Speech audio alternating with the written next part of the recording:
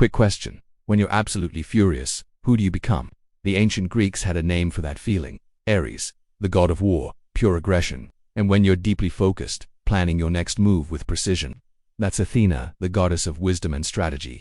What about when you're lost in a creative project, everything just flowing? You're channeling Apollo, the god of art and harmony.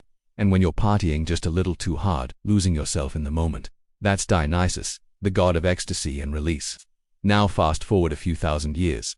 Modern psychology would tell you these are different aspects of your personality, different modes of being, or different neural networks firing in your brain. But what's incredible is that the Greeks understood this concept 3,000 years ago. They didn't have brain scans. They just externalized these powerful internal forces as gods. The famous psychologist Carl Jung saw this connection clearly. He built his entire theory of the psyche around archetypes, universal patterns of behavior and personality. And guess what? The Greek gods map onto these archetypes almost perfectly. Think about some common modern-day struggles. Are you someone who can never say no, always helping others to the point of exhaustion? There could be an unchecked Demeter, the nurturing mother archetype, without strong boundaries. Are you a perfectionist workaholic who can't ever relax? Maybe you have too much Apollo, the god of order, and not enough Dionysus to help you let loose. If you find yourself constantly angry and confrontational, Ares might be driving your bus. Or if you're obsessed with appearance and validation from others, that's Aphrodite without the wisdom of Athena to balance it out. The ancient wisdom here is profound. A healthy life requires access to all the gods, not just one. It's not about picking your favorite archetype and sticking with it. It's about integration.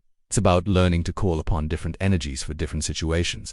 Sometimes you absolutely need Ares's fire to stand up for what you believe in, to set boundaries, and to protect yourself. Other times, you need Athena's clear-headed strategy to solve a complex problem or plan for the future. And you definitely need Dionysus to let go, feel your emotions fully, and release control. You also need Hestia, the goddess of the home, to nurture yourself and create a sense of inner peace. Problems arise when one god completely takes over, when others are totally ignored, or when we identify with only one aspect of ourselves. When there's no integration, we become unbalanced. So, take a moment and ask yourself, which god tends to run your life? And more importantly, which ones are you neglecting? Are you all logic and no passion? All independence with no connection?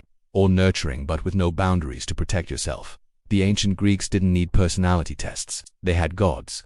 Their insight is just as relevant today. You contain multitudes. The real question is whether you are consciously integrating these parts of yourself, or if you're letting them unconsciously run the show.